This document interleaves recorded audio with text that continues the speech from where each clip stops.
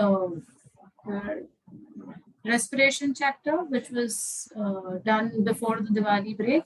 And today we are going to go ahead with a new chapter, that is digestion and absorption. So basically, this is your 11th standard ka chapter hai ye, and it is going to be belonging to the unit 5 of NCERT textbook. And this digestion chapter is, of course, human digestion ki baatein hone wali hai. So we are moving on to the human physiology. We are continuing with the human physiology. We had started with breathing and exchange, then we moved on to respiration, and now we are moving ahead with digestion. Okay, so digestion chapter is your 11th standard chapter. And yeah, what is your doubt, beta? Tell me, what is your doubt? Ask me. Those doubts I'll be taking. I'll take all your doubts of your, as I like every Tuesday, I keep a session, na, apna doubt session. So surely during that time, I'll clear your doubts of that particular part. Okay. So from coming Tuesday onwards, we will have the session of doubts as usual. I'll check. I have not seen. I'll just check it. Okay. I'll check it. Yeah. Niharika, I'll check it. Next chapter फिर हम क्या रखना है, वही actually हमने discussion कुछ किया नहीं था ना, तो इसीलिए मैंने बोला कि I talk to you all this week and next week we can start with whatever we decide. Okay, we'll check it out. We'll do it on Friday. We will discuss at the end of the session. We will discuss that which doubt lecture we are going to keep on Tuesday. Okay, fine. So here we go ahead with digestion and absorption, a very crucial chapter and a very interesting chapter as well. This is very interesting. Okay, so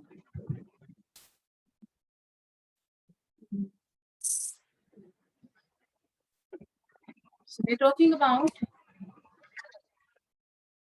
the digestive system, of course. So here you can see the entire digestive system. So digestive system is going to be made up of certain organs and certain glands. So which are the different organs and which are the different glands that we're going to talk about is entirely going to be dealt in this particular chapter of digestive system, or we call it as digestion and absorption. Okay. So of course here you can see the mouth. I'll just take out my laser pointer. Mouth, teeth, tongue, epiglottis. Then when he comes below, it's going to be the esophagus, which will be continued as stomach, small intestine, large intestine, end up into the rectum and the anus.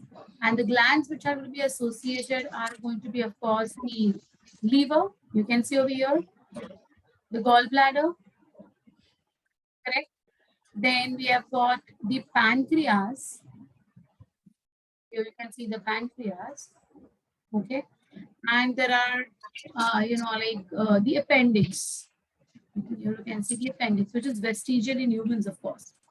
So there are certain glands, including salivary glands as well. We cannot forget these. So all these glands and the organs together make up the digestive system, right? So let us talk about the animal nutrition first. So we have got, what do you mean by the word nutrition? So the sum total of the process starting from taking the food up to its utilization is called as nutrition. So हमारे दिमाग में जो nutrition है वो क्या है? That whatever we eat. But it's not only whatever we eat, but whatever we eat, whatever we digest, whatever we absorb, and whatever we assimilate together will be made up, as a sum total, which will be called as nutrition.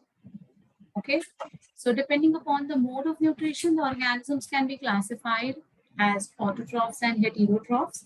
As the name says, autotrophs manufacture their own organic food from inorganic raw material. So from inorganic material like carbon dioxide, right? And, sunlight. And yeah, I'll talk about all the 4 words. What is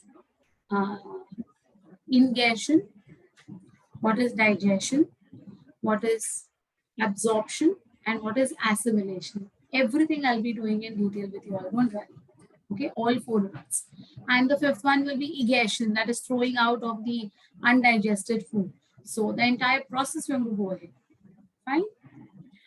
Yeah. So autotrophs are capable of manufacturing their own food using the inorganic raw materials, and heterotrophs, we are dependent on the autotrophs, directly or indirectly. So heterotrophs are unable to manufacture their own food. They obtain organic food from outside. From outside in the sense dependent on the autotrophs. As I said, directly or indirectly, right? Heterotrophs include animals, fungi, protists, and even monera, right? So all these, different types of organisms are going to be heterotrophs. Euglena is mixotrophic. It is both autotrophic as well as saprophytic. So in kingdom Protista, we had seen something called as euglenoids, and we had seen the example as euglena, and we saw that euglena are photosynthetic during the daytime whenever sunlight is available, and in the night or after the sunset they behave as heterotrophs, right? So we call them as mixotrophic type of nutrition. Correct? I hope you all remember Kingdom Protestant. We have done that now, Kingdom Protestant. Yeah. So yes. So kindly try to recollect those facts. Okay. Then any difficulty in this? Any difficulty in this? Whatever I have explained just now. This is very simple, but still, do you all have any difficulties? Easy, है Yes. Then we have got saprozoic nutrition. Plants are autotroph. Yes, but plants are autotroph. Correct. Saprozoic nutrition. Now, what do I mean by this? A few animals do not ingest solid food. They cannot take in solid food. Instead, they secrete digestive enzymes directly into their food outside the body, and they come in contact with the food. Now they'll start giving out the enzymes, and they will start that food to digest outside their body. So this is going to be done especially in the dead and decaying manner. You remember kingdom fungi? So in fungi, what were they doing? Exactly. So in kingdom fungi, what they were doing was they were giving out enzymes, extracellular digestion. That is what we had studied about, right? So this extracellular digestion is giving out of the enzymes from their body. Okay. And what is going to happen then? That enzymes will digest that specific food, which will make them degraded into simple substances. And now these simple substances can be absorbed by the fungi.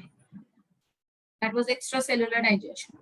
So the food is thus digested outside the body by the digestive enzymes, and then the animal sucks the digested food. It absorbs the digested food. This type of nutrition is called as saprozoic nutrition.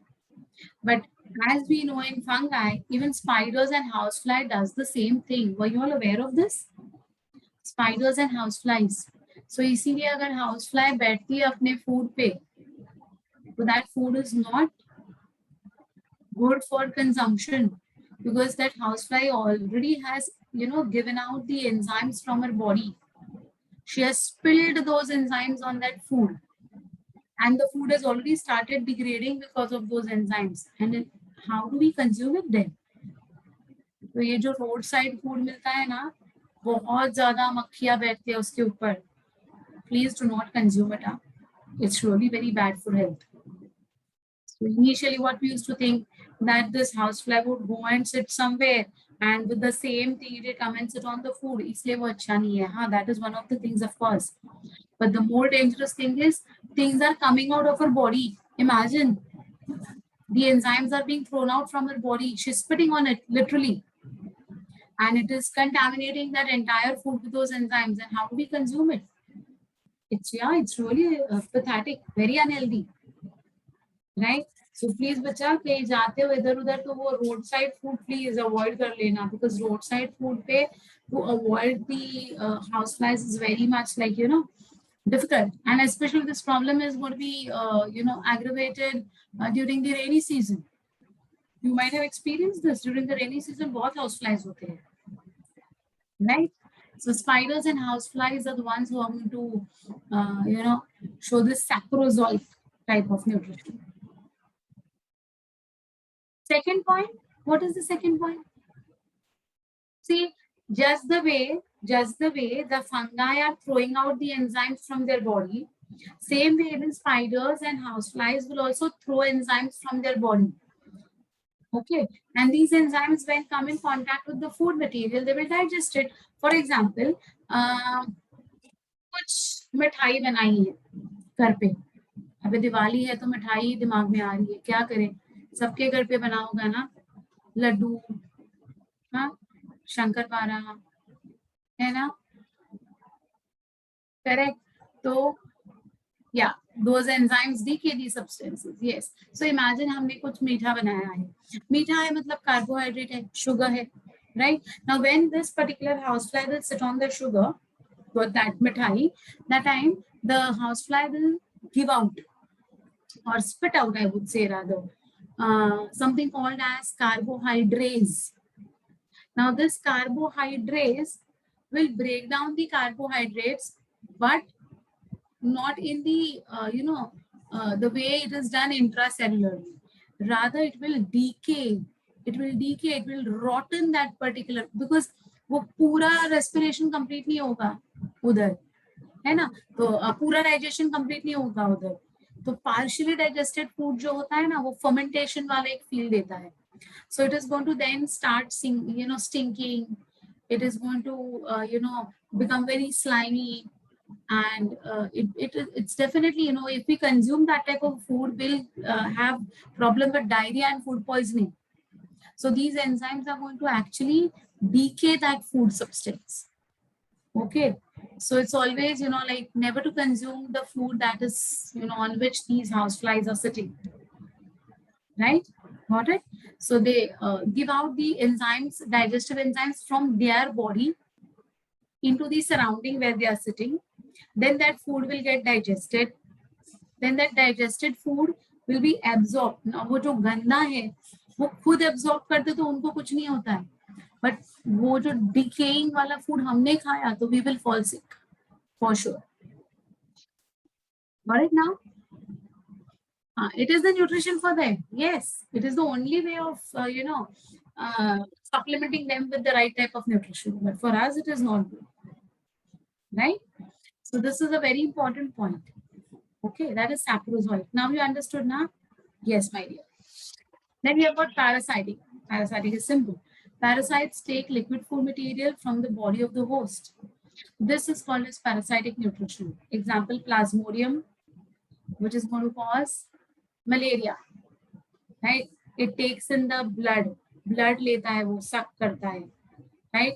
Trypanosoma, Taenia, Ascaris, all of these are like parasites. They directly absorb the digested food from the host, right? Symbiotic nutrition. Symbiotic means you also get benefited because of me, I will also get benefited because of you. That is called a symbiotic. So when two organisms or animals live in association and derive food from each other, they are called as symbionts. And this type of nutrition is called as symbiotic nutrition. For example, they have given a bacteria called as E. coli. E. coli or Escherichia coli. That Escherichia coli इतना लंबा बोलने से short में उसको E. coli बोला जाता है. Okay, so this E. coli live in human intestine. Everyone's.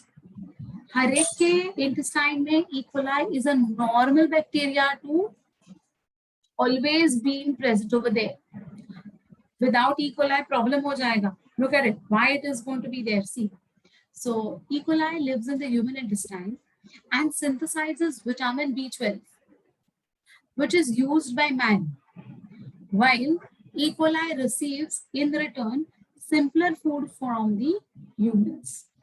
So what is going to happen, this vitamin B12, which is one of the very important vitamins required by our body, is going to be a byproduct by the digestion of the food that they get from us. So we have got, digested food. This digested food will eventually come in contact with these E. coli. These E. coli will utilize the simple foods. They get energy. They get energy from that food.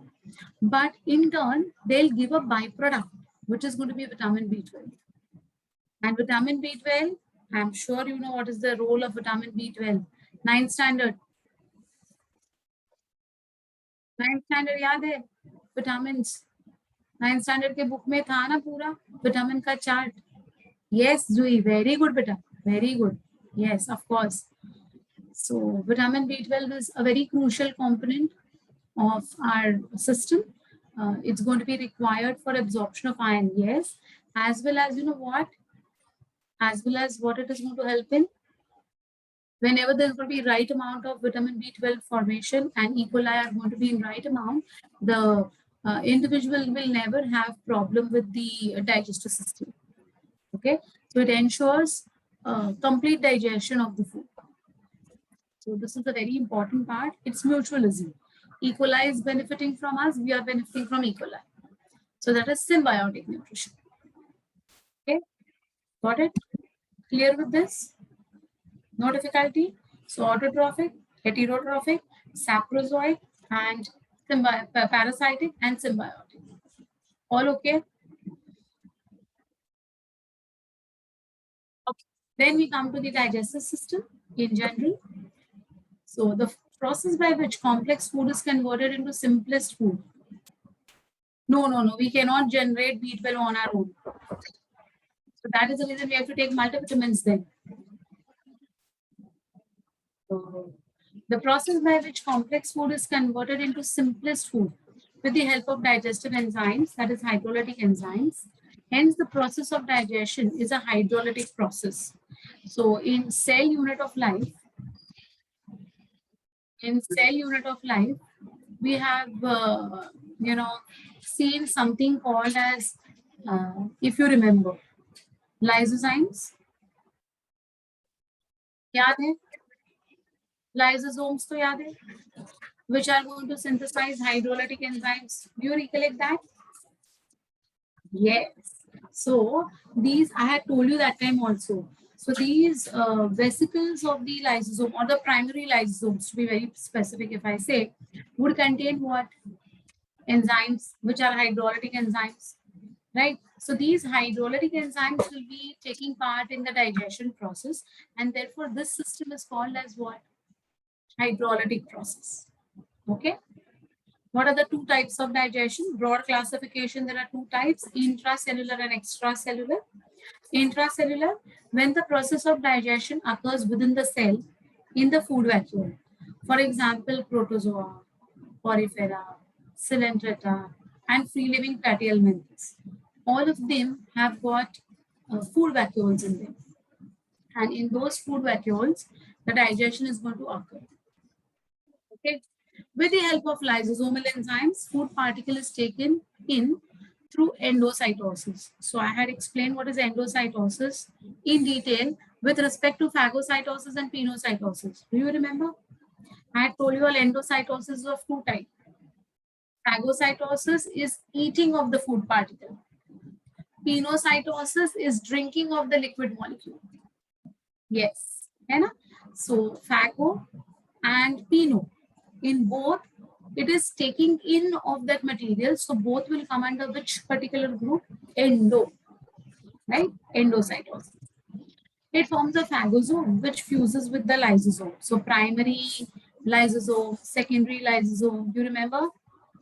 Correct? So it's going to form a phagosome. Digestion occurs and the digested materials are passed on to the cytoplasm.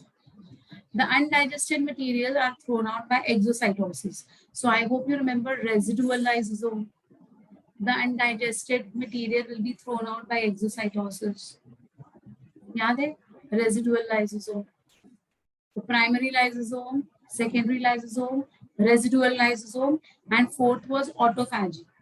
Autophagic lysosome का इधर कुछ लेना देना है नहीं, but these three are interconnected. Now that was the reason I had started with cell unit of life first, because all our chapters are going to be based on that particular chapter. And that time also I told you all that this is one of the most important chapters of your syllabus, right? Well, that is intracellular digestion. What about extracellular? When the process of digestion occurs outside the cell, as the name says. Example, coelentrates and platyhelminthes up to phylum Chordata show extracellular digestion. Therefore, coelentrates and free-living platyhelminthes perform both intracellular and extracellular digestion. So,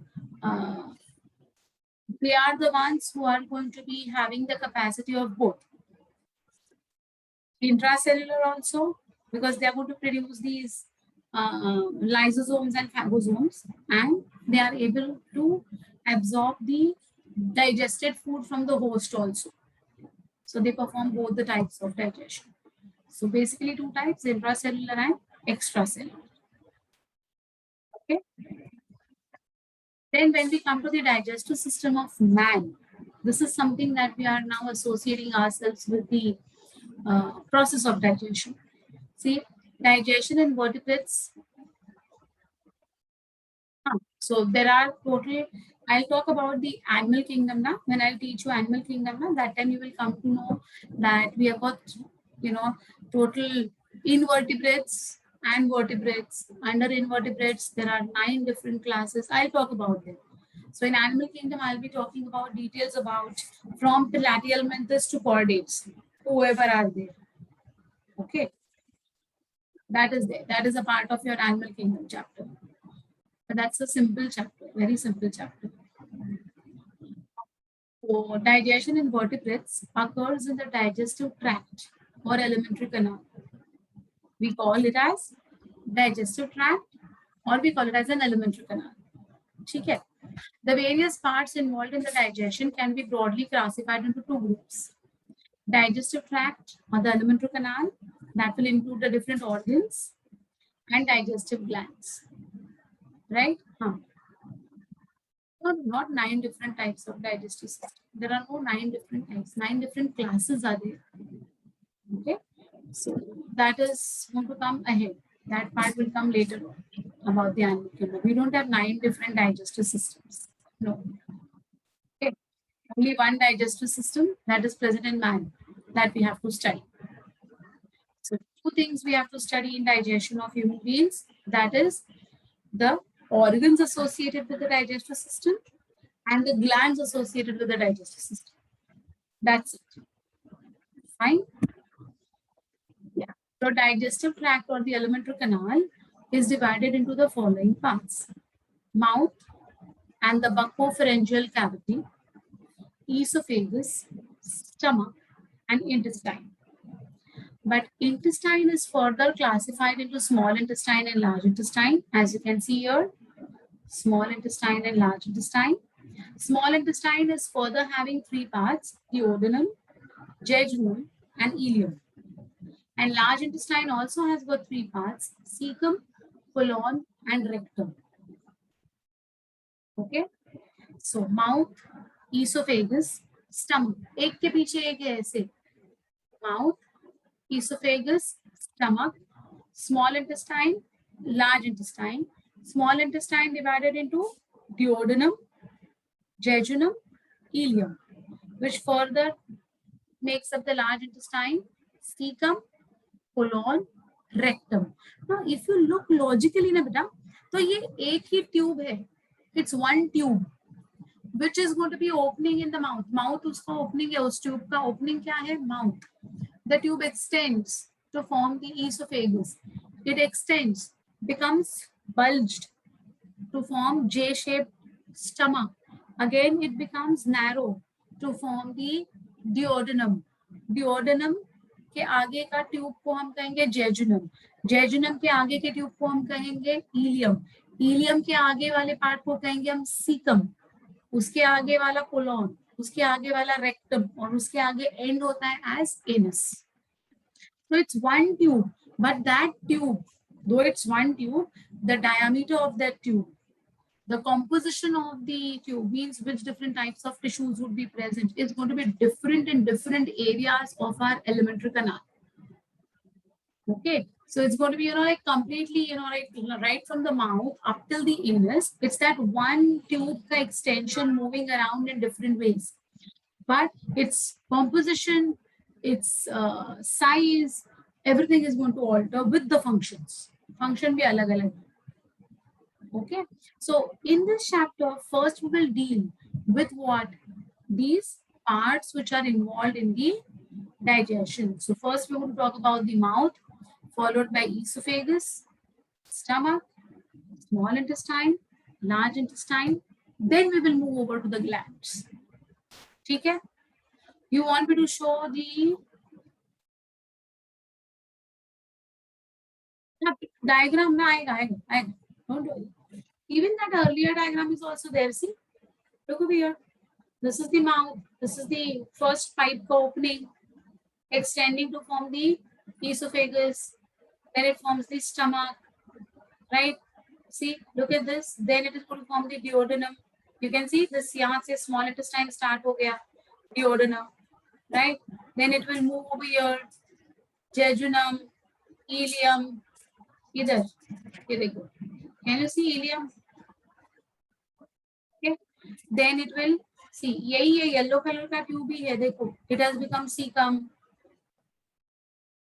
Correct? Right? Cecum.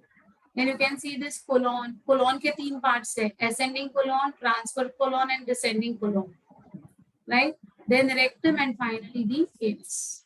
So the same tube is moving. Right?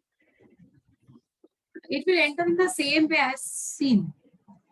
ऐसे same इसमें जाता है mouth, esophagus, stomach, duodenum, jejunum, ileum, cecum, colon, rectum, anus. That route will be followed. Got it? Simple now. Any difficulty in understanding till here? Come on, बोलो बेटा. किसी को कोई point नहीं समझा हो तो पूछो.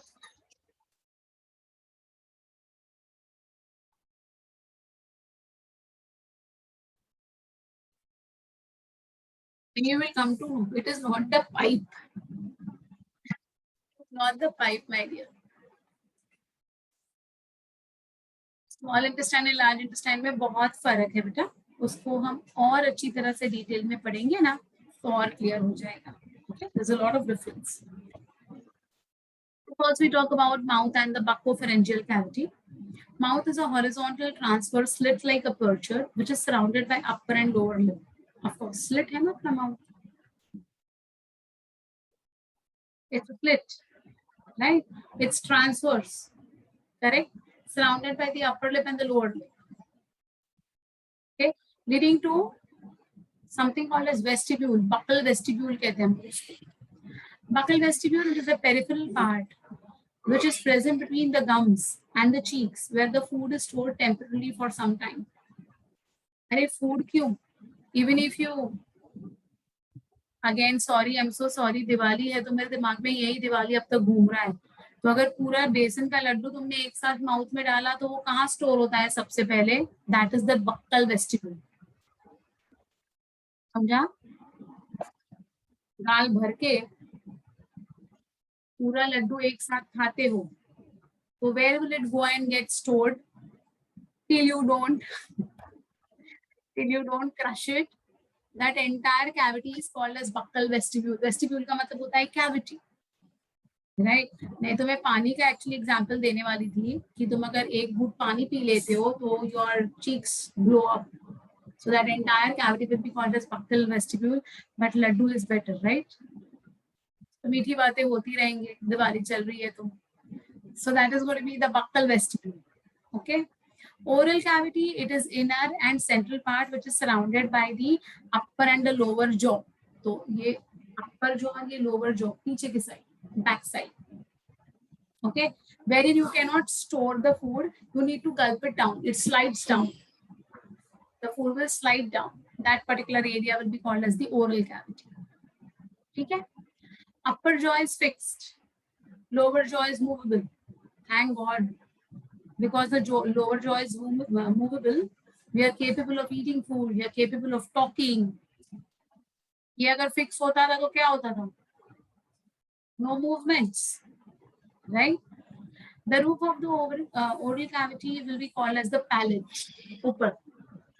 So when you open your mouth, if you go to a doctor, what is the first thing that doctor will tell you? Open your mouth, टंग बाहर निकालो, है ना? फिर वो टॉर्च मार के हम देखते हैं. When we put the, like blow the torch and when we look into the area, we can see that soft palate ऊपर, soft, tender, pinkish color का area दिखता है ऊपर. That is going to be called as the palate. Okay. This palate is horizontal partition, just like mouth. Horizontal partition है, which is situated between the oral cavity and the nasal chamber. So in breathing, we have seen the nasal chamber completely, right? So between the nasal chamber and the oral cavity, this slit is going to be present, which is going to be called as the palate. Clear till here? Any difficulty with buccal vestibule and oral cavity? Then we come to tongue. You know why I gave the smile?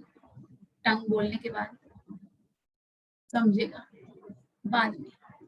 On the floor of the oral cavity, a muscular, flat, fleshy plate-like structure is present, which is called as the tongue. In palate also we have hard and soft. Yeah.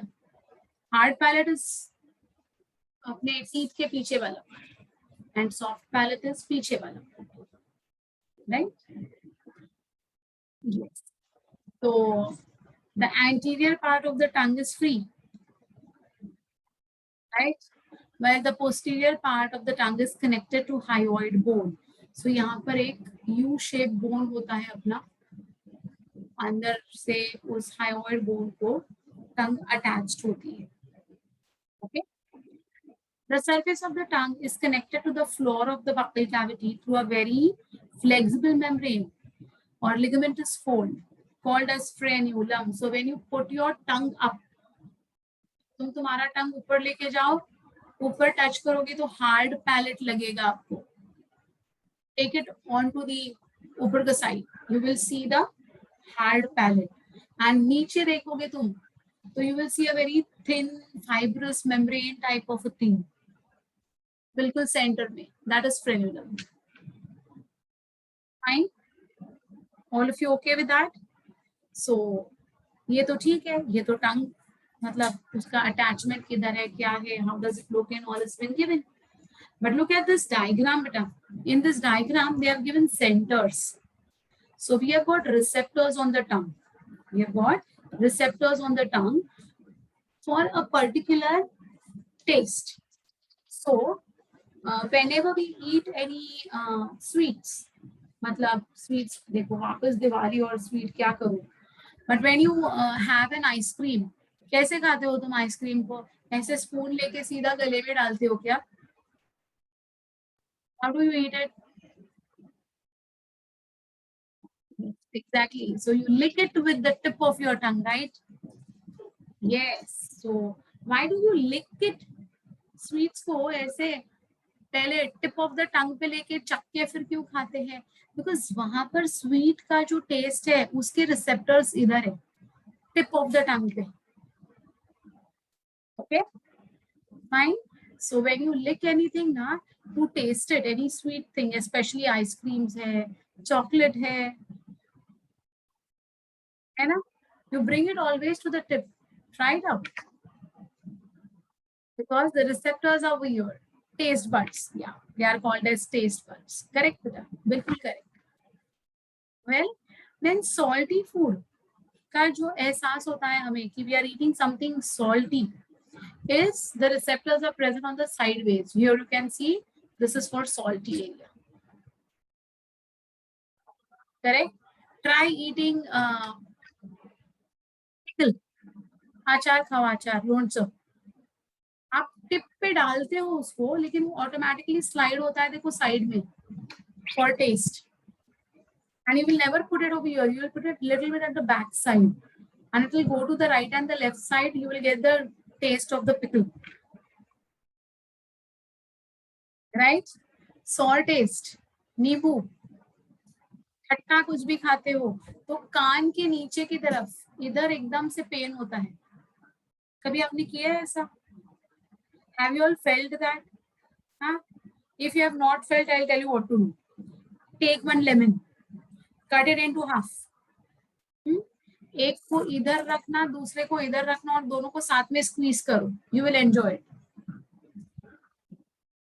Thinking of it also makes something over here now. Even when you think about it, you feel pain over here, right? You feel that खट्टापन आ रहा है मुंह में, ऐसे लग रहा है ना.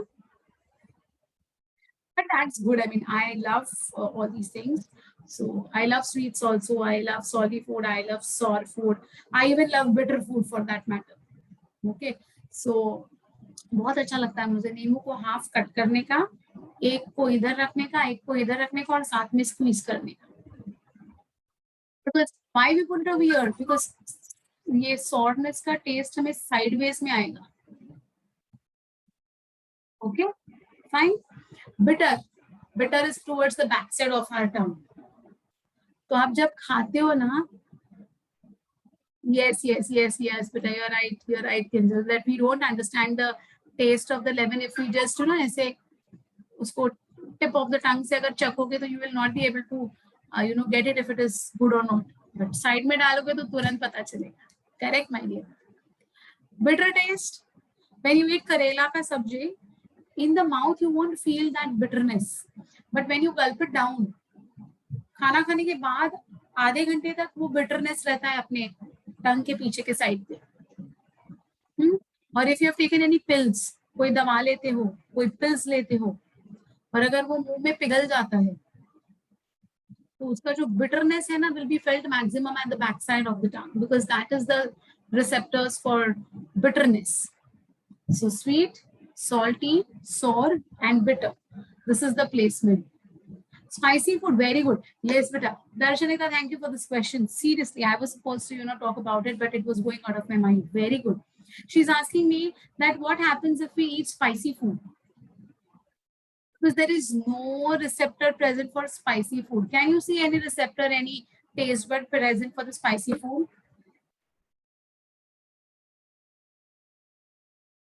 Center of the tongue is relatively not going to be having any sensations. Yes, Dia. Yes, Bacha. You're right. See, whenever we eat spicy food now, no, not the throat.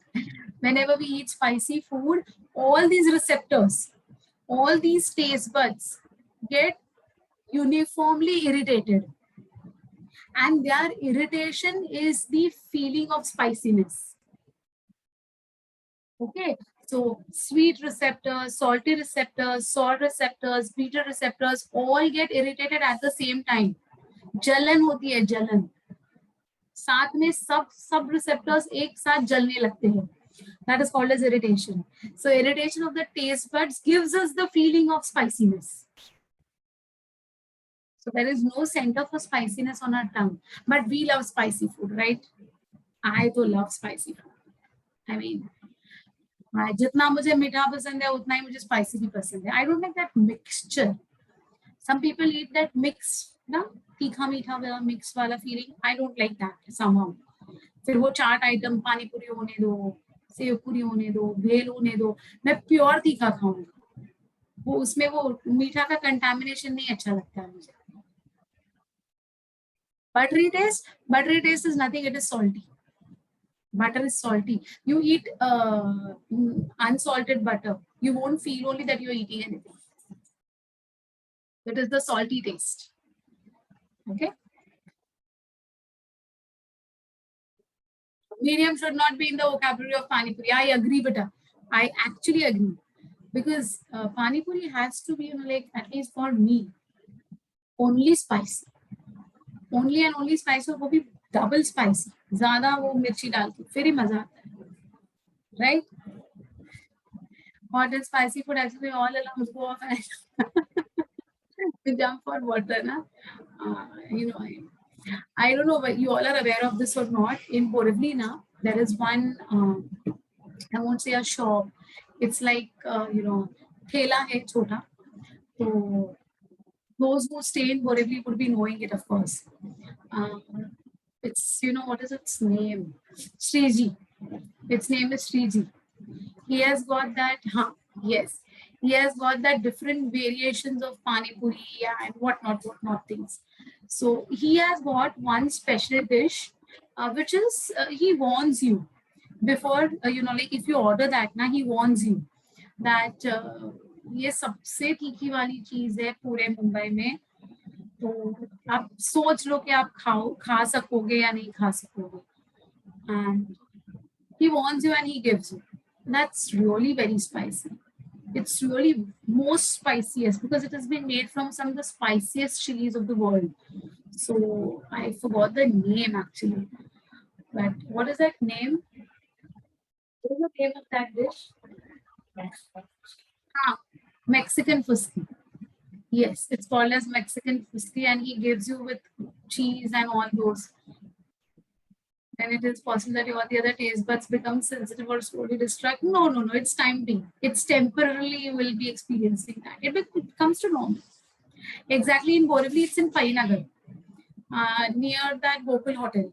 जहाँ से long distance buses छूटते हैं ना, उधर वो side पे. So it's exactly opposite, close to that Painagar ka garden. So that's very spicy. But I enjoy that. I love that. Now, for the first time, he had warned me. Now he knows that she will eat it. It's very, very spicy. But और उसके बाजू में उसने क्या किया है ना, he is very smart. See, he is a पक्का businessman. What he has done, इधर ये spicy खिलाता है और उसके भाई ने या बेटे ने, whoever it is, बाजू में ही ना बर्फ के गोले का ठेला लगाया है. तो इधर नाचो और बाजू में जाके गोला खाओ, बर्फ का गोला. But it's really tasty. So those who are, like me, who love very, very truly spicy food, for them it is a treat. For others, it's a punishment.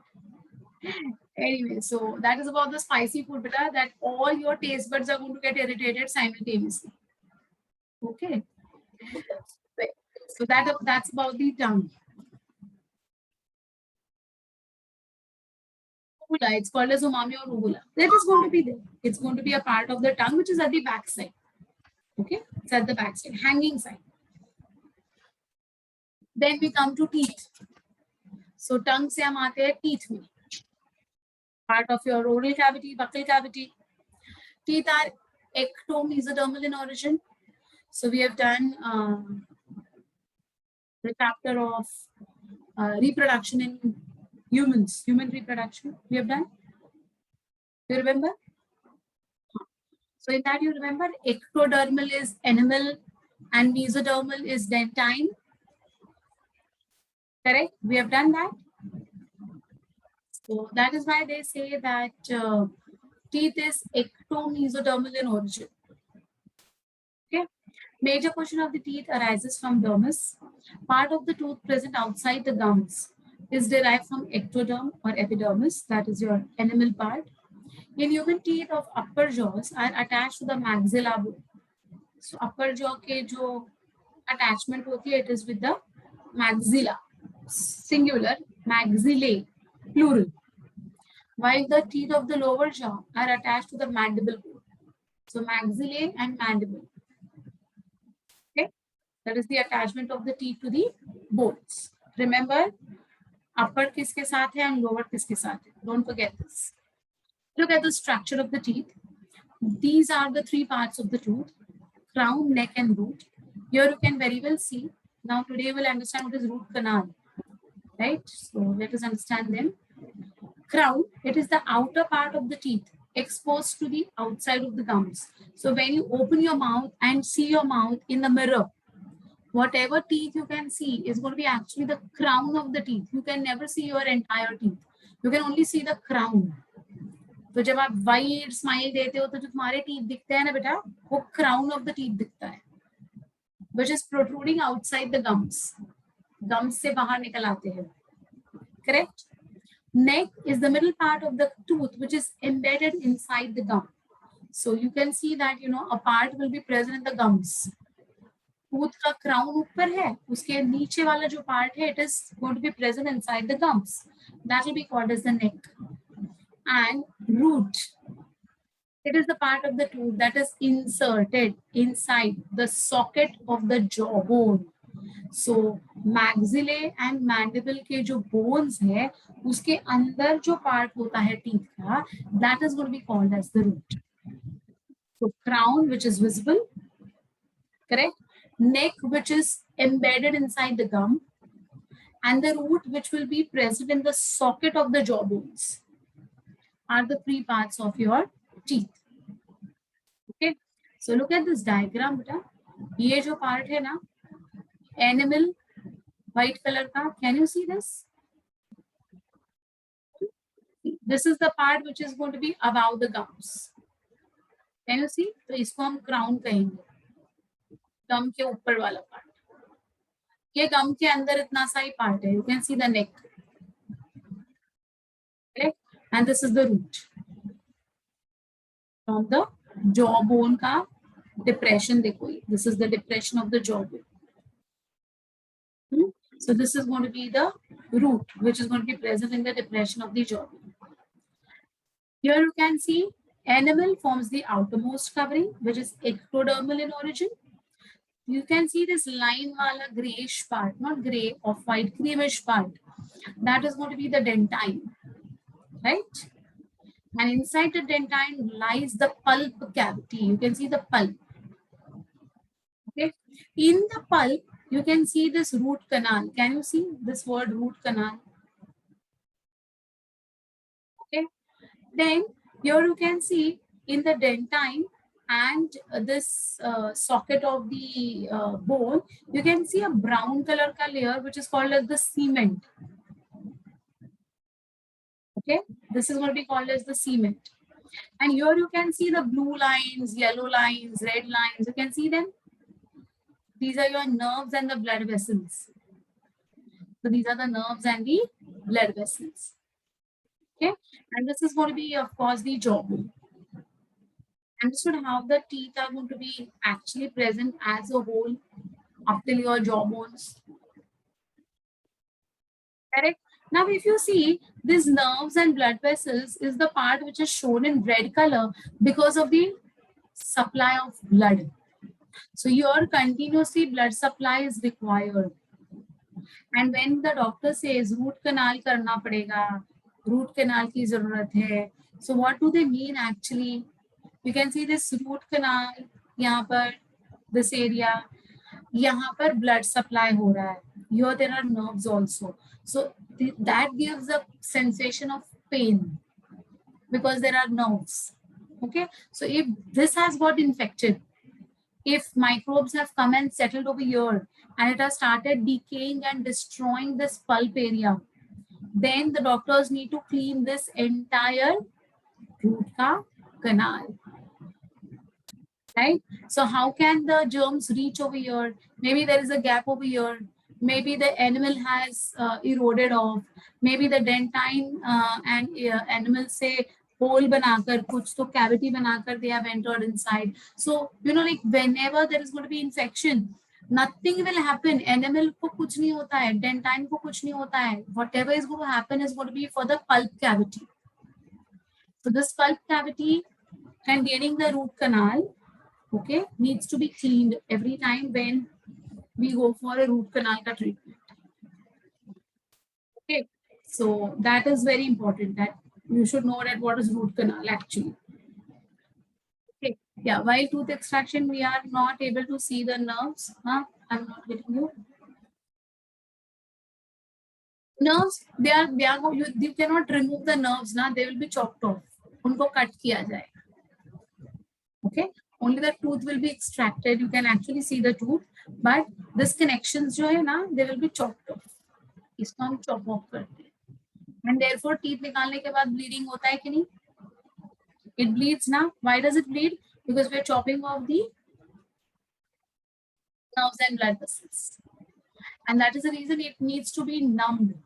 आपको ये दे देते हैं, anesthesia दे देते हैं before tooth extraction. Otherwise nerve को cut करेंगे तो बाबा It will be very difficult for you to sustain and bear that pain without the pain anesthesia.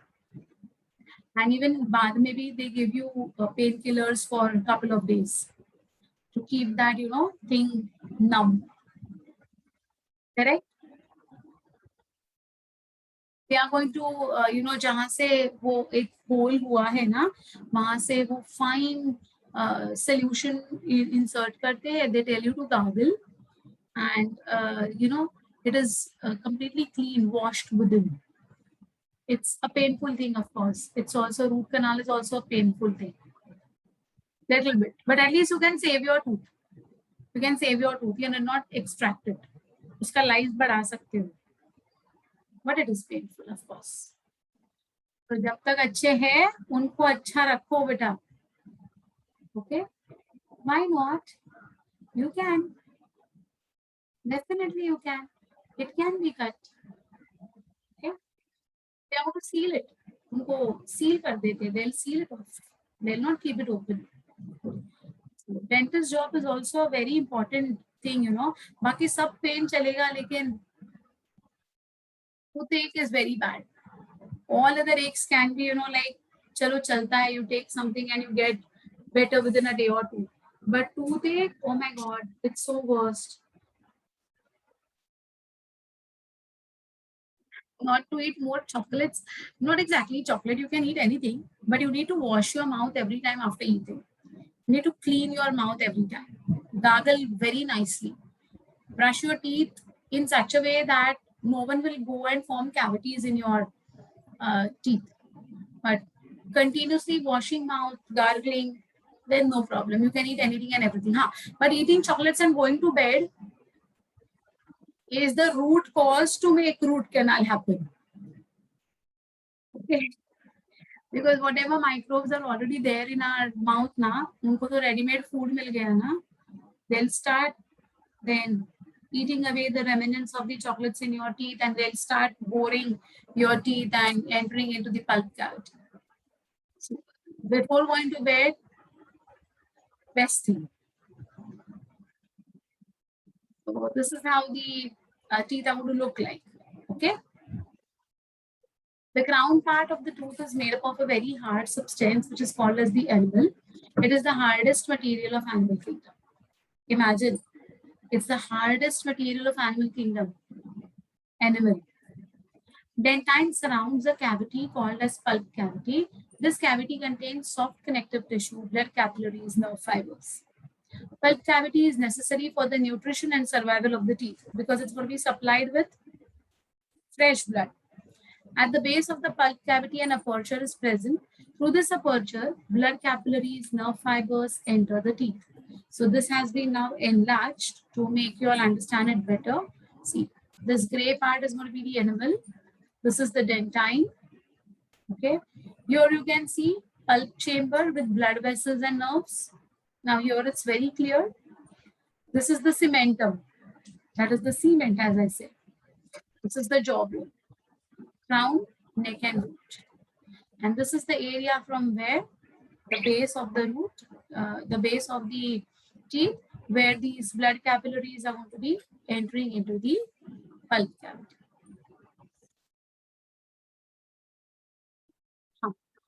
Some people in the morning, some decaying of tooth happens due to acidic condition. Yes, yes, yes. Even acids erode your enamel.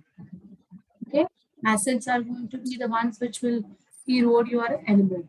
Alcohol, acids, smoke, all these are very deleterious to our oral health as well. It's not good. Understood the diagram very nicely. Any difficulty in understanding this part of our teeth or tooth, whatever you say, up till here?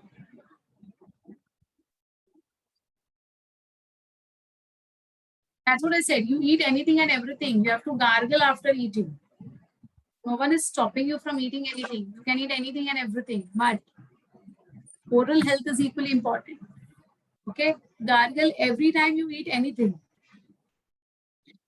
Then nothing is going to happen. No action on it.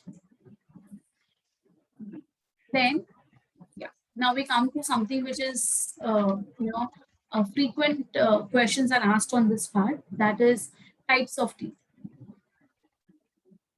Remains, the animal remains hard for life or it because it will remain as it is unless and until it is not going to be having animal and dentine के बीच में जो gums का part है ना वहां से फिर entry मिलती है microbes को because animal सिर्फ crown area में होता है बेटा. It is not present near the neck and the microbes will enter through the dentine from the gums region, right? Vigorous brushing and बहुत ज्यादा टाइम ब्रश भी नहीं करना चाहिए because the chemicals in the toothpaste are also not that very good for our teeth. But that's why I'm again and again stressing on gargling rather than brushing. Huh? Once in the morning you brush, it's okay. It has to be there. But then throughout the day, whenever you keep on eating something, ensure that you keep on gargling also. Normal gargling, pani ka. Okay? With water alone will never harm your animal. Animal is present for, it's the strongest thing on this, for all of us, which is going to prevent any infections, direct entry of the microbes, everything will be prevented. Otherwise, agar dentine hota tha, to wo ek to soft hai. So it would not have given the, rigidity that the animal gives us. So anything which is very hard to crack, you can, if your animal is really, maintained, you can even crack a walnut with it. Matlab, entire walnut shell can be, cracked with your teeth. It's going to give protection, right? Okay. So what are the 4 types of teeth found in mammals? Incisors, canines, premolars, and molars. These are the 4 types of teeth which are found. Incisors, these are long, chisel-like teeth for gnawing the food. They are more developed in gnawing animals. Example, rodents, tusk of elements are modified incisors. So, these 2 the sides, incisors. Either. Apple जहाँ से खाते हो? If I give you an apple, some people eat it sideways, some people eat it front. The front wala thing that we eat now, that is going to be your incisors. Okay. Canines, these are sharp and pointed and they help in tearing of the food. So if I give you sugar cane, the way you will tear it. Canines. They are most developed in carnivorous animals. Canines are absent in herbivorous animals. Example, rabbits do not have canines. In herbivores, this space will remain as a space in the gums, which is going to be called as diastema. So see, in herbivorous animals, the space of canine is in gums is empty. And this empty space is going to be called as diastema. Okay? So herbivorous animals में canines नहीं होते. Carnivorous में बहुत अच्छी तरह से develop होते हैं. The pointed ones, Dracula wale, right? That is going to be the canines. Premolars, these teeth are meant for chewing and crushing of food. They are triangular in shape. The side wale, यहाँ के, इसके बाजू वाले, premolars. Okay. Molars, the cheek teeth, back side wale, right? They are also meant for chewing and crushing of food. They are rectangular in shape. Premolar and molar help in mastication of the food. Means what? They help in making the paste of the food. Crush it completely. In human teeth of upper jaw are attached to the maxilla bone and the lower is attached to the mandible bone that we have already seen. So incisors, canines, premolars and molars. These are the 4 types of teeth found in mammals. But उसमें but है, वो but बताती हूँ मैं. In animals, except premolars and last molar, all of the types of the teeth appear twice in life. इसका मतलब premolar and the last molar will appear only once in the lifetime. Okay. Teeth which appear during the childhood are called as milk teeth or temporary teeth. These milk teeth or temporary teeth are shed off and then permanent teeth will appear. When temporary molars are shed, their sockets are filled with premolars. and new sockets are formed for permanent molars. This occurs only once in a lifetime. So here you can see these two incisors. So ये incisor ऐसे दिखता है बेटा. How does this incisor look? See, broad, and it is not long, and it is not very pointed also. So this is your incisor. After removing the teeth, it looks like this. Okay. Third one is the canine. Look at this canine. यहाँ से tearing होता है. Okay. Dracula teeth. 4 and 5 are the premolars. So premolars look something like this way. You can see 1, 2, 3, 4, but they are slender. They are not very broad. While the molars here 6, 7, 8. These are the molars. Okay, they are broad, and they are broad at the base also. And you can very well see these rectangular shape. This is triangular shape. This is rectangular shape. And look at the shape of the socket of the jaw. It's almost spherical, right? Look at this. Triangle को fit करना है, इसको भी triangle को fit करना है. ये देखो, हाँ, and ये जो है ये broad है. If you look at this, everywhere they have shown a black color का circle on it. Black color का line किया है. इसको line नहीं किया बेटा. Look at this. Ah, yes, Vidhi, you are right. Can you see? There is no circle over here. In all of them, they are plain. Over here, they have shown a little bit of a Y-like structure. The reason is, this is going to be called as the wisdom tooth. It is called the wisdom tooth. Yes. This wisdom tooth, not necessarily everyone will have all 4 wisdom tooth. It's not compulsory. If the wisdom tooth will come later in life. Do you all have started getting the wisdom tooth? आप में से किसी को आया है wisdom tooth? It's nothing to do with wisdom. ऐसा नहीं है कि wisdom tooth नहीं आया तो तुम लोग को wisdom नहीं है, ऐसा नहीं होता है. Some will have it early. Why is it called as wisdom? Because जब तुम्हें अक्ल आ जाती है ना, तब ये tooth निकल आता है. The age at which it comes out, by that time you already have got wisdom.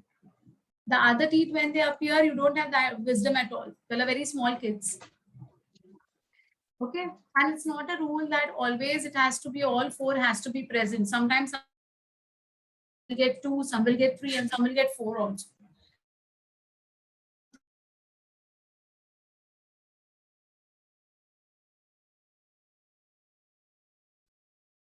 Half of it has come, the other half is still inside the gum. Oh, it's very painful here.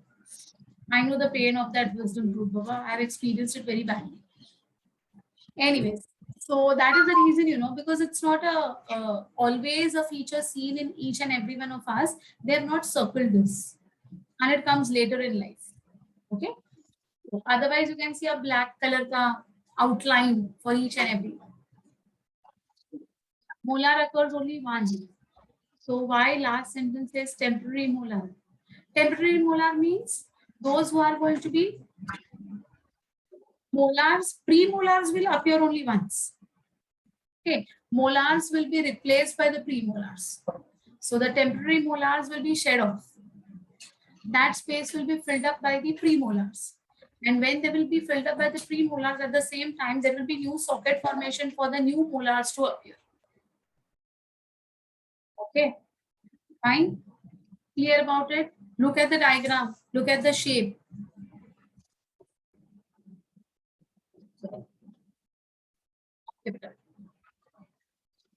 Then we have got something called as type of teeth.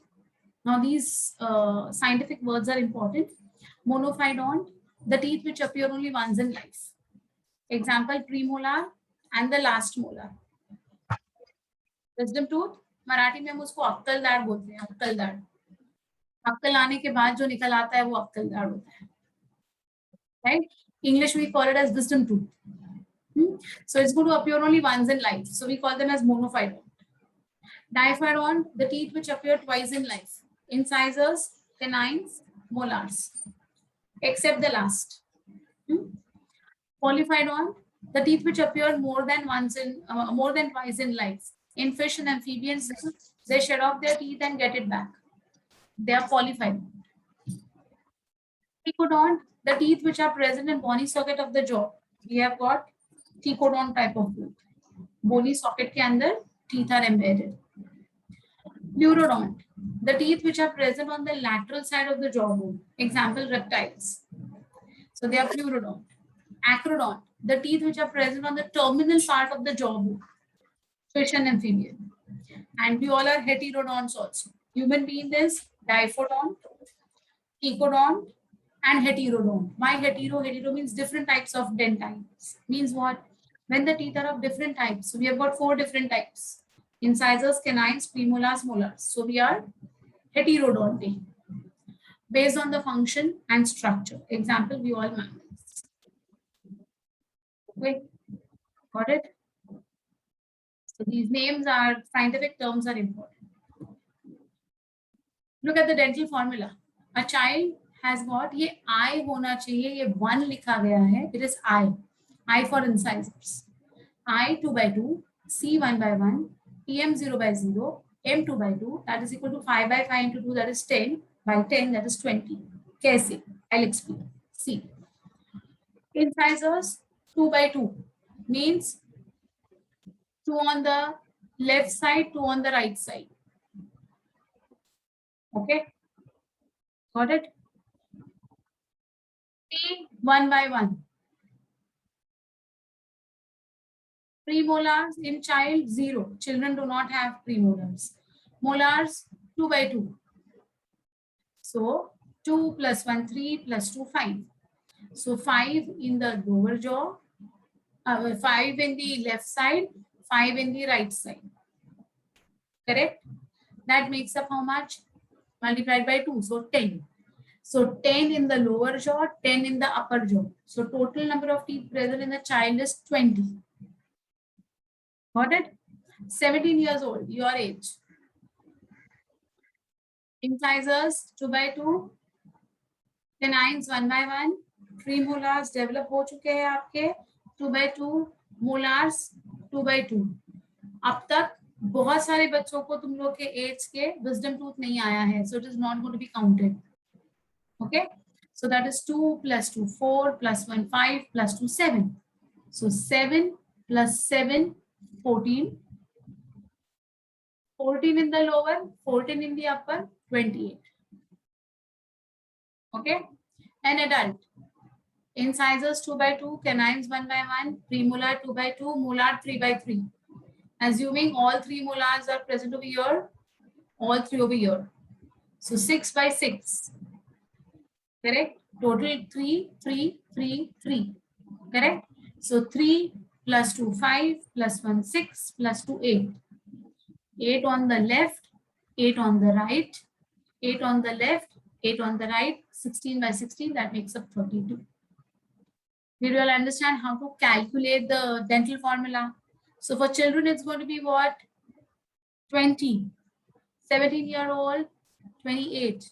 And adult, 32. But again, I say it's a general rule. It's not a comparison. Now, even at this age, today also, my one wisdom tooth is missing. I still have not got that wisdom tooth. Maybe it will never erupt on me. God knows. Okay. So 3 are there. So mera 32 nahi 31. It's going to vary. It's going to vary. But it's an ideal way of giving the dental formula. Hear about the dental formula? Any difficulty, any doubts in this? Come on, tell me. Anyone who has not followed the dental formula, they ask you questions on this. A child 7 years old would show the presence of, you should know what?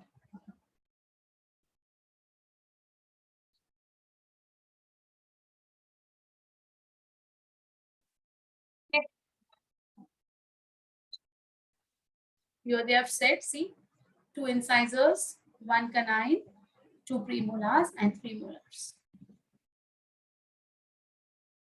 It is the way of giving a formula. It is called as upper jaw, lower jaw. Upper jaw, lower jaw. It's like that. It's not in fraction. It is upper and lower. Upper and lower. ऐसा है. Okay. Then We come to the salivary glands. So in the mouth, we have got the salivary glands. So look at these. In humans, 3 pairs of salivary glands are present. You know that we secrete saliva in our mouth, right? First is parotid glands, which is the largest salivary glands. These glands are located just below the external auditory canal. Hearing, जहां से आपको सुनाई देता है ना, उसके बिल्कुल नीचे है ये parotid. You can see the location from this particular diagram. See, here is your ear, and here is going to be your parotid gland. Okay. Their duct is called as parotid duct, which opens into the upper jaw. So look at it. Whatever upper jaw में saliva निकल आता है आपके मुंह में, it is because of this parotid gland, because its pipe is opening into the upper jaw. Fine. Whenever in human these glands are infected by virus, this disease is called as mumps. Due to this, the gland swells up. उसको हम लोग गाल घोटू भी कहते हैं. सुना है आपने गाल घोटू के बारे में? Mumps. It's also very painful. Nowadays, you people don't get it because you all are already, you know, vaccinated against it in your childhood days only. But it's very painful. You feel hungry, you cannot swallow anything, you cannot drink a sip of water also. ये पूरा ऐसा swelling आ जाता है इधर पूरा side में. गाल घोटू कहते हैं हम लोग उसको, मम्स बोलते हैं. मराठी में कॉल इट गाल घोटू, हिंदी में गाल घोटू कहते हैं, गुजराती में गाल घोटू कहते हैं, इंग्लिश में मम्स कहते हैं. I don't know if you all have ever, you know, experienced it, or rather if anyone has seen it. No, it's not like that way. It's a misconception. Nothing like that. Okay, so this is a parotid gland ka opening in the upper jaw. Got it? Here you can see, no, not tonsils. It's nothing to do with tonsils. It is just below your ears. Tonsils are either. This is near the ear. You can see this. This is submandibular gland, which is going to lie in the mandibular region of our mouth. And this is the sublingual gland, which is going to lie below the tongue. Tongue ke niche. Sublingual gland. Okay. So these are 3 pairs, right and left. Submandibular glands or submaxillary glands. No, you don't actually feel them. No. If you compress it very badly, then you will feel that parotid glands है करके. वो उधर pen होता है कान के नीचे, या फिर अगर आपने नींबू खाया तो इधर जो दुखता है ना यहाँ पर, when you eat the lemon, squeeze it in your mouth at the rear end, तो that area जहाँ पर you know like वो एक निकल आता है ना, that is your parotid. Okay. Ear also, since the parotid is so close, yeah, it does not actually affect the ear, but it pains because of the swelling. Now there's going to be pain. Okay. Yeah. So submaxillary or submandibular glands, these are located at the junction of the upper and the lower jaw. Just now I showed you. Their duct is called as Wharton's duct, which is the largest salivary duct. Largest salivary gland is parotid, but the pipeline, which is the largest, is of the submaxillary or submandibular gland. So look at the question carefully. Okay. Why does it ache when we eat sour food? It gets contracted. There's a spasm-like contraction which causes this pain. Sublingual gland, these are the smallest salivary glands. These are found in the lower jaw below the tongue. Okay. Maximum saliva is secreted by the sublingual glands. Largest parotid, largest duct, submaxillary, submandibular. Smallest sublingual. Though being smallest, maximum saliva production is done by sublingual. Got it? Salivary glands are exocrine glands. That means they are ductless glands. They are going to have ducts for their secretions. They are exocrine. So they produce the saliva inside the gland and they throw out that saliva via a tube. That tube is called as a duct. And this type of gland, which is having a duct, will be called as exocrine gland. So our sweat glands also are ducts. They are also exocrine. Sebaceous glands, which produces sebum, oiliness in our skin. Duct wale glands, so all are exocrine. Okay. Salivary glands are exocrine glands. The secretions of salivary gland is termed as saliva. In saliva, water, mucus start digesting tylene enzyme, lysozyme, thiocyanate are present, all which are going to be eventually helping in digestion. Okay. Tylene is secreted only by parotid gland. Lysozyme and thiocyanates mainly kill the bacteria. So they are going to be antimicrobial in action. They also check the growth of bacteria in buccopharyngeal cavity. So these lysozymes and thiocyanates will ensure that no pathogenic bacteria are prevailing in our oropharyngeal cavity or buccopharyngeal cavity. Okay, so those things are going to be secreted by your salivary glands. Is it fine? Any difficulty in understanding till here? Samjha? Then we come to something called as esophagus. So the pipeline is going down now to form the esophagus. So two apertures are found in the central part of the buccopharyngeal cavity. Ventral or lower aperture is called as glottis, which is related to the larynx. So we have already seen in breathing and exchange of gases chapter about the glottis and epiglottis, right? So the glottis is related to the larynx, which is the voice box. It is guarded by a flap of connective tissue, which is called as your epiglottis. Correct? The dorsal and the upper part is called as the gullet, which opens into the esophagus. Right? So the upper part will enter from behind as a tube called as the esophagus. So here in the diagram, you can see it very well.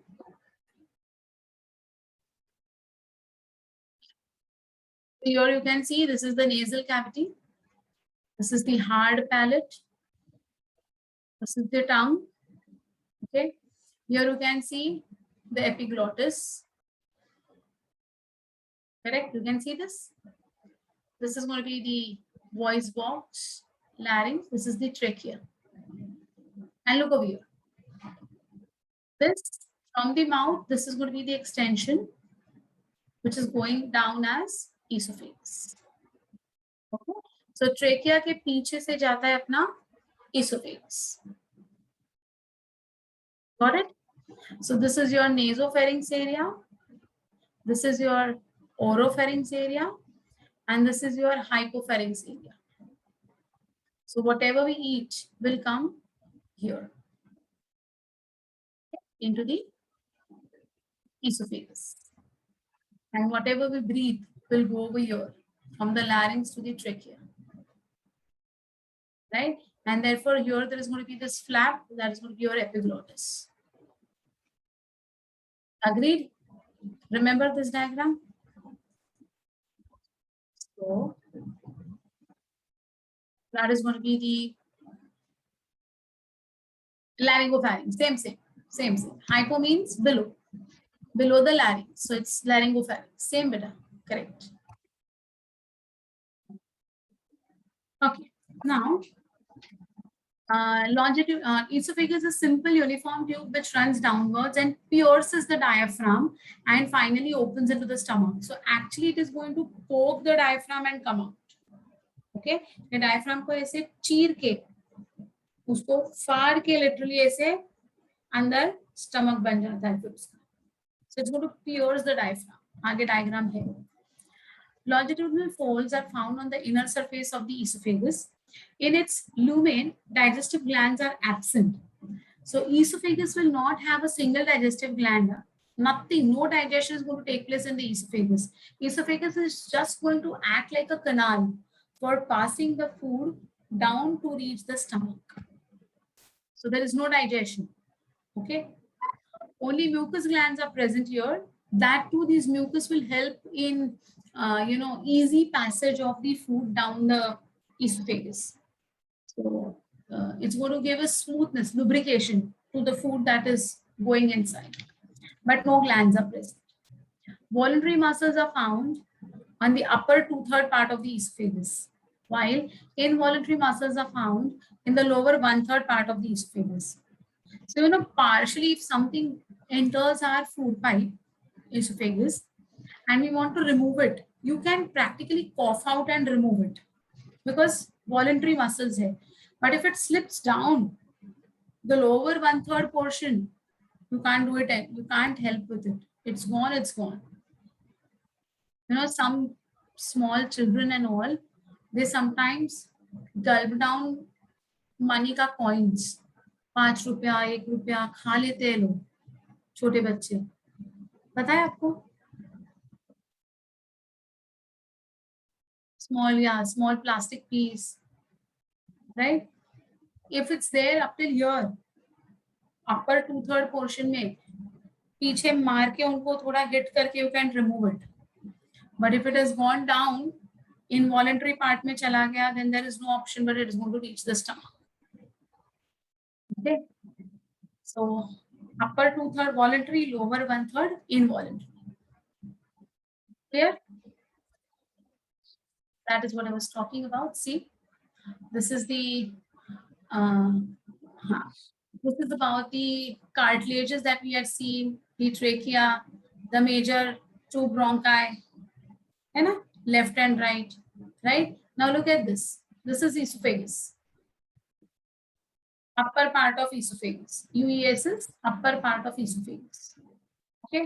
ये देखो, ये trachea के पीछे से जाके अभी ऐसे उसको फाड़ के अंदर इधर आया, आगे की तरफ आया. From the back it has come out. And now this is the diaphragm. Look at it. It has literally pierced the diaphragm and it has, you know, made this LES, lower part of the esophagus. So this is the upper esophagus, this is the lower esophagus. Though we know that this is the stomach, it's actually the part of esophagus only. Na? As I said, the tube is the same. Okay? And this is going to be the duodenum. Ye jo part hai, this is the duodenum. So you can see this pink color ka pipe which is going from behind trachea se पीछे जाके फिर आगे आया. Then it has pierced the diaphragm, got converted into a J-shaped sac-like cavity called as the stomach, which will extend further to form the duodenum of the small intestine. Okay, so this is the diaphragm. Usko pierce karke it has entered inside. Esophageal epithelium, lower part of esophagus. This is the stomach.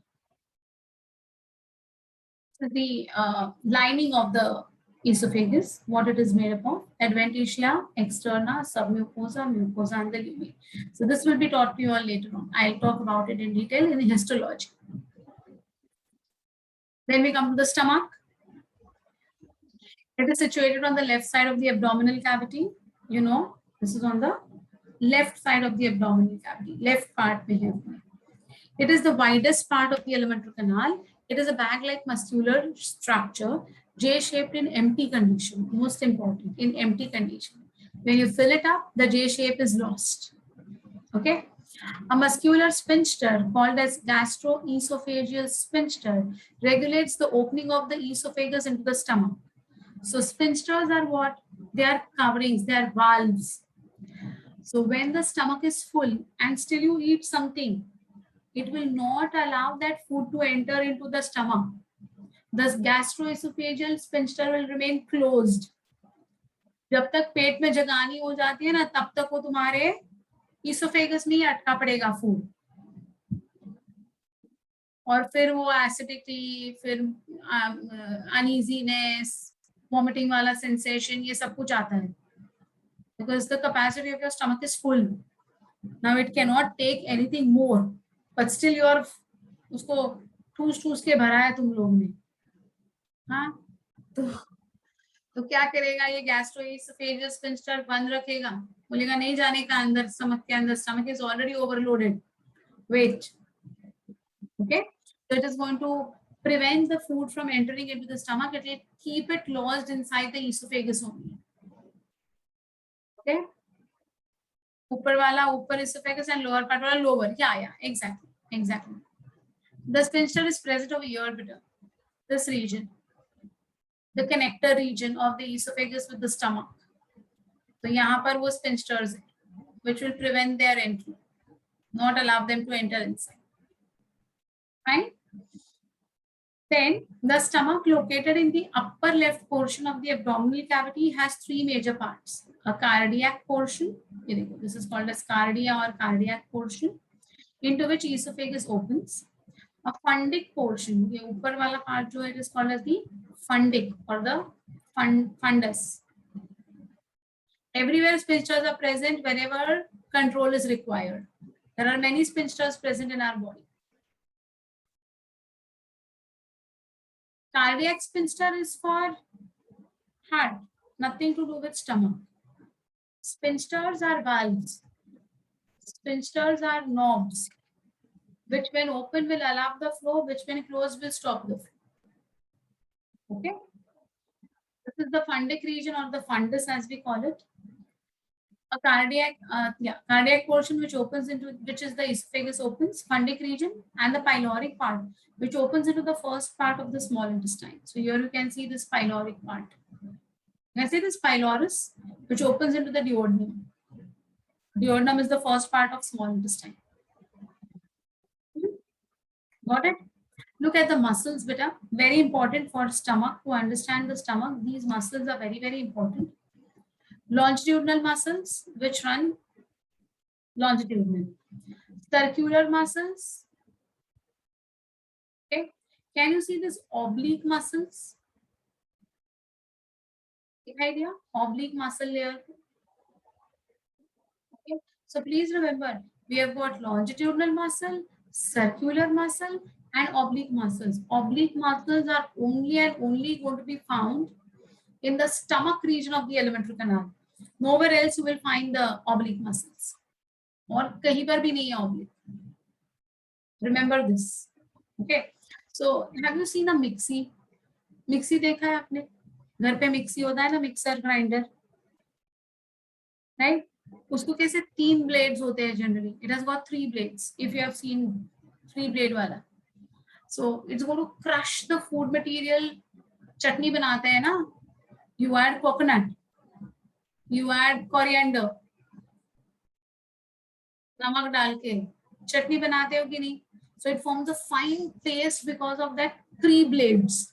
So here also longitudinal muscle, circular muscle, and oblique muscles will crush the food that is coming inside it into a thin paste. The stomach is actually like a mixie. Stomach is actually like a mixer grinder, which is going to crush the food very fine in a paste-like form. Okay? Got it? Then, mucous membrane of the stomach is thick. In empty stomach, numerous longitudinal folds are present, which are called as gastric rugae. They disappear when the stomach is distended. Distended means when it is filled. So when the stomach is filled, वो folds निकल जाते हैं. Gastric rugae जो है ना वो निकल जाते हैं. Yeah, they have much potential to crush the food. Yes, better. Stomach is covered by a layer of peritoneum, fat tissue, and lymph tissue, which is deposited on the peritoneum. So stomach के ऊपर भी coverings है, protective coverings are going to be there on the stomach as well. Clear about the stomach? Now, in the oral cavity, we saw there were salivary glands. In the same way, in the gastric, in the stomach region, we are going to have the gastric glands. So let us understand about the gastric glands. Okay. Gastric glands are numerous microscopic tubular glands formed by the epithelium of the stomach. So stomach epithelium only is going to make these gastric glands. The following types of cells are present in the epithelium of the gastric glands. My dears, these things are not there in your books and questions have been asked very frequently on these topics. So please pay very good attention to all these minute details that are there right in front of you. Okay. First, which are the first type of cells which are going to be present in the gastric glands? Sheath cells or peptic cells, also called as zymogen cells. They are usually basal in location. They secrete gastric digestive enzymes as proenzymes, or we call them as zymogen, pepsinogen, prorenin. ये सारे inactive हैं. all of these are inactive. Who? Pepsinogen, zymogen, prorenin, ये सारे inactive है बेटा. These are inactive enzymes. Fine. Who are going to secrete these inactive enzymes? The chief cells or the peptic cells. Where are the peptic cells going to be present? They are going to be in the basal region of the alimentary canal. Next, stomach here. Fine. The chief cells also produce small amount of gastric amylase and gastric lipase. Amylase breaks down starch. Lipase breaks down lipids. Please note this down if you will not be able to remember it. What is it? Amylase breaks down starch. Lipase breaks down lipids. Fine. Okay. See, here is the location of the chief cells. Here they go. At the basal region, at the base. Okay. So this is the chief cells. So chief cells secrete pepsinogen and gastric lipase. Is it okay? Any difficulty till here? No, na? Gastric amylase action is inhibited by highly acidic condition. Okay, so gastric amylase will be produced, but amylase jo hai, it will function only in high pH, while the pH of the stomach is 1.8, which is highly acidic. Gastric lipases contributes in little digestion of fats. So little bit of fats will be digested in the stomach, not much. Fine. Prorenin is secreted in young mammals. It is not secreted in adult mammals. So I don't know if you have seen this or not, but bilkul newborn babies hote hai na. So when they are fed by the mother, you know, they will sleep generally. But when you take them, like they are in the slanting position, and when you take them in the standing position, na, they will, you know, vomit out a little bit of curd. Right? Yes. So this curds jo hote hai na beta, that is because the milk, whatever was taken in by the baby, contains renin, and this will be broken down into the curdling effect. So it's going to be broken down as curds. So that is the action of renin, but this is only seen in newborn babies. Eventually, the you know, prorenin synthesis will not take place once they become older. Okay. These are in the infoldings. Yes, these are in the infoldings of the lining of the epithelium of the stomach. Okay, all these cells. Yeah, milk is digested. Now that is the reason it got curdled. Milk is not being thrown out. Milk got digested. So it has got converted into curd, and that curd is going to be thrown out. So in fact, curdling hona is a sign of good digestion of the baby. Right? It's not going to come out immediately. After some time, it will come out. Yeah. So these are going to be the chief cells. Okay. Please remember, chief cells are responsible for synthesizing gastric lipase, gastric amylase, and pepsinogen, zymogen, and prorenins. Remember, all these things are important है ये.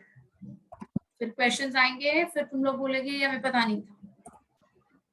Second group of cells are auxintic cells. They are also called as the parietal cells. They are large and most numerous on the side walls of the gastric glands. They are called as auxintic cells because they stain strongly with eosine dye, red dye. They are called parietal cells as they lie against the basement membrane. They secrete hydrochloric acid and Castile intrinsic factor. So ये दो चीजें जो है ना, pH of the stomach is maintained due to this HCl formation. And who is going to be responsible for the formation of HCl? Auxintic cells. Right?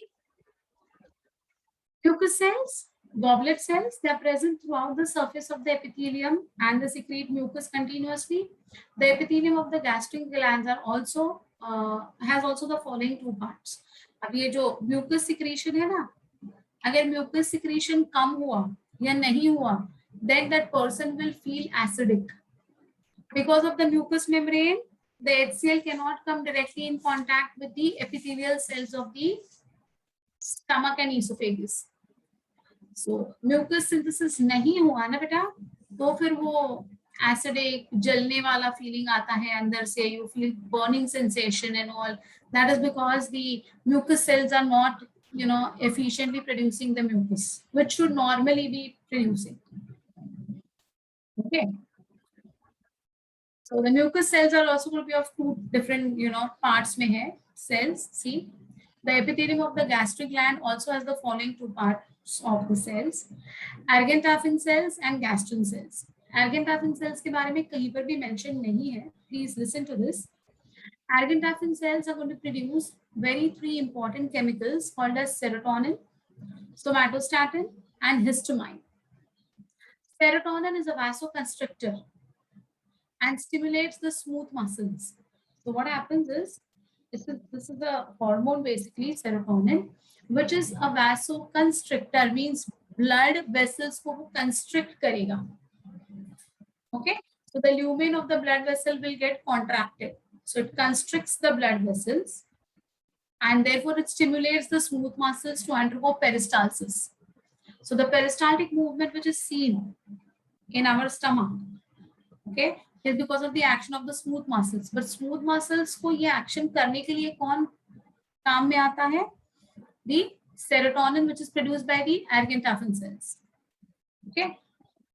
Somatostatin, it suppresses the release of the hormones from the digestive tract. So somatostatin is very important to stop, to suppress the hormones from being released from the digestive tract. Okay. And histamine dilates the wall of the blood vessels. So it's a vasodilator. तो serotonin ने constrict किया, histamine ने dilate किया. तो constriction, dilation, constriction, dilation. This is called as peristalsis. Right? That is the role of Argenthaphin cells. High acidity to less mucus secretion damage the cells. Yeah, it damages better. That is the reason mucus अच्छी तरह से produce होना चाहिए stomach में. अगर mucus अच्छी तरह से stomach में produce नहीं होता है ना, the person even will suffer from a lot of constipation. Okay. This helps in crushing of the food. Yes, yes, exactly.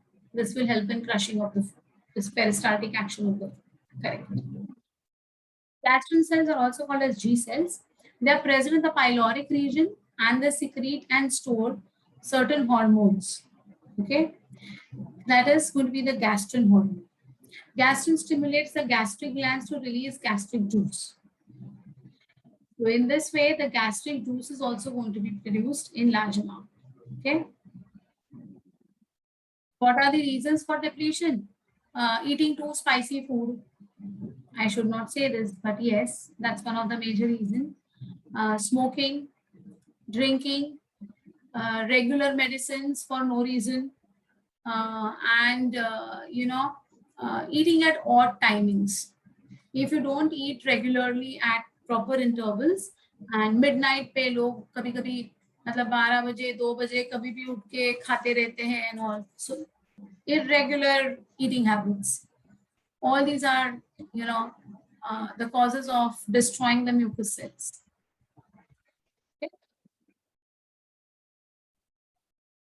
So इधर तक किसी को कोई difficulty है, इधर तक किसी को कोई doubt है बेटा? Anyone having difficulty till here? What is the not there? Then the acid comes in contact with the wall. Yes, बेटा, and that causes erosion of the wall. तो erode कर देगा, पूरा जला देगा ना. Hydrochloric acid है भाई, so definitely it's going to have a very bad effect on the cells, na.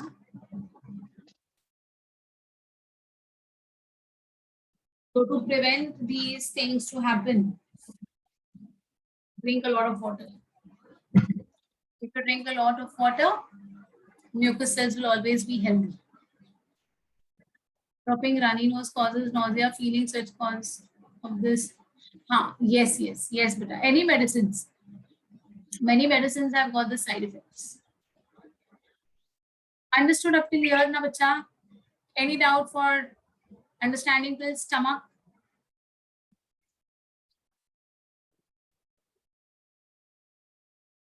Then we have got the intestine. It is divided. We are talking about the, the lower part of the stomach now. It is divided into two parts, small intestine and large intestine. Small intestine is differentiated into three parts, duodenum, jejunum, and ileum, which we have already seen. First part of duodenum is about 25 centimeters long. Small intestine is distinguishable into three regions. The C-shaped duodenum. Here you can see the duodenum very nicely. This is the yellow part, which is the C-shaped duodenum. Okay. A long coiled middle portion, jejunum, and highly coiled ileum. So here you can see this is coming over here. This blue part is going to be the jejunum. Okay. So ये देखा आपने yellow part इधर आके end हुआ और ये देखो this has started with your jejunum. Correct. And उसके आगे ये pink part दिखाई दे रहा है आपको. You can see this pink part entirely. This is ileum. Okay now. The opening of the stomach into the duodenum is also guarded by a sphincter called as the pyloric sphincter. तो यहाँ पर है gastroesophageal sphincter और यहाँ पर है pyloric sphincter. So stomach के ऊपर भी एक वाल्व है, stomach के नीचे भी एक वाल्व है. Right? The wall of the intestine has thin layers of longitudinal and circular muscles. It does not have oblique muscles. Intestine will not have oblique muscles. It will have longitudinal and circular, but no oblique muscles. Intestinal glands or crypts of Lubberkin have epithelial cells which secrete mucus. Tannet cells which secrete digestive enzymes. Arentaphin cells which secrete hormones. So all these cells are also present in the small intestine. Okay, कहाँ पर है? In the crypts of Lubberkin.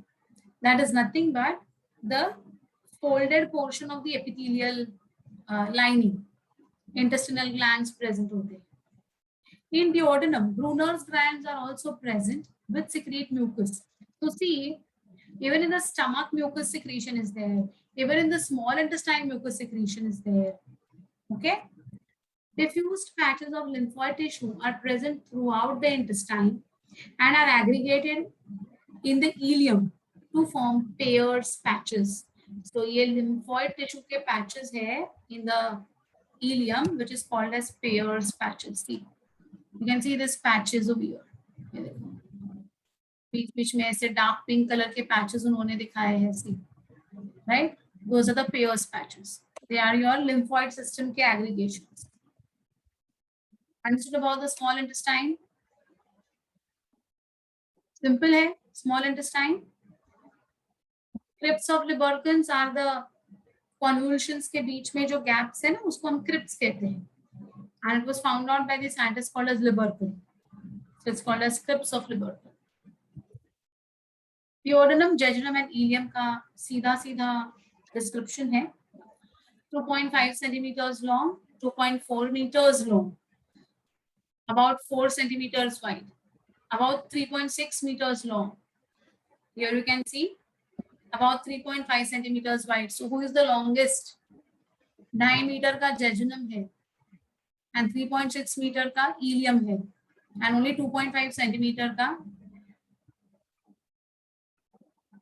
duodenum है, छोटा है. Forming U-shaped loop before and leading to the jejunum. Pancreas lies in the loop. Okay, yeah, it's 25. Yes. Wall is thicker and more vascular. Villi thicker and tongue-like. Plicae best developed. Peyer's patches are lacking. Okay, what is this plicae? Plicae are those folds, crypts. They are very well developed. Ileum, wall is thinner and less vascular. Villi thinner and finger-like. Plicae are less developed. Peyer's patches are present. So ileum will have Peyer's patches. Jejunum में भी Peyer's patches नहीं और duodenum में भी Peyer's patches नहीं है. ठीक है? What are the three glands? See, Brunner's gland found only in duodenum. Mucus secreting gland, as so known as mucus gland. Peyer's patches, these are lymph nodules. They produce lymphocytes. Lymphocytes are phagocytic in nature, which destroys harmful bacteria. So small intestine में अगर कोई harmful bacteria आता है, तो Peyer's patches will take care of it.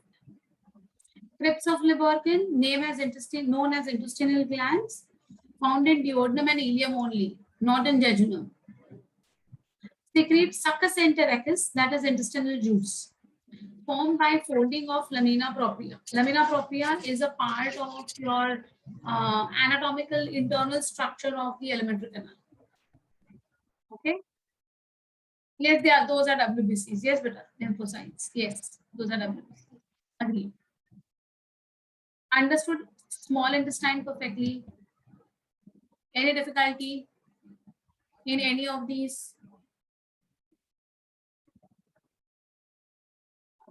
Lastly, we come to the large intestine.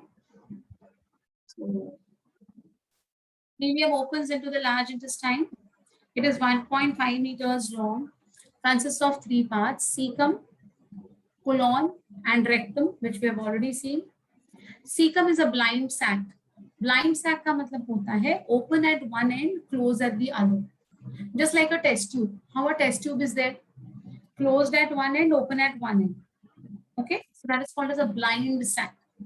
So cecum is blind sac which hosts some symbiotic microorganisms that aid in digestion.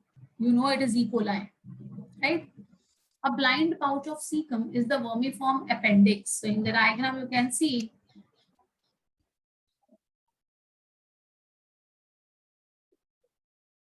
that यहाँ पर नहीं दिया, यहाँ पर होता है. I'll show you. It will be there in some other diagram. So appendix will be present over here. Okay, it's the blind sac end of the cecum. Okay. Appendix हमारे में कोई काम का नहीं है. It's a vestigial organ, right? So these a blind pouch of cecum is vermiform appendix. These parts help in digestion of cellulose in herbivores, and they are vestigial in humans. Earlier we had, because पहले हमारे जो ancestors थे ना, they used to only eat raw fruit. So to digest cellulose, it needed appendix. But now we eat cooked food. The cecum opens into the colon. The colon is again divided into 3 parts. See, ascending colon, transverse colon, and descending colon. So this is ऊपर जाने वाला इसलिए ascending, sideways जाने वाला इसलिए transverse, and नीचे आने वाला इसलिए descending. Okay, the descending part opens into the rectum. So this is going to open into this rectum, which opens into the anus. So the rectum will finally open into the anus. So rectum is going to temporarily store the feces. So the feces are stored in the rectum temporarily, and when the feces reach the rectum, then the person gets the urge to defecate. Okay. If the appendix will have any abnormality suddenly, then will it affect the body in any way? It's very painful, but it needs to be removed. It's operated. It's removed. Okay. So before this, any difficulty with the large intestine ka part? Anyone who has not followed any part of this? Sigmoid means S shape. S shape. Here, it is in this S shape. That is called as sigmoid. Fine. Understood this very clearly. Any difficulty? If you don't remove the appendix, it will burst open. If it is painful and if you don't remove it now, it will burst. It needs to be removed. If you eat raw material, then you cannot eat any cooked food.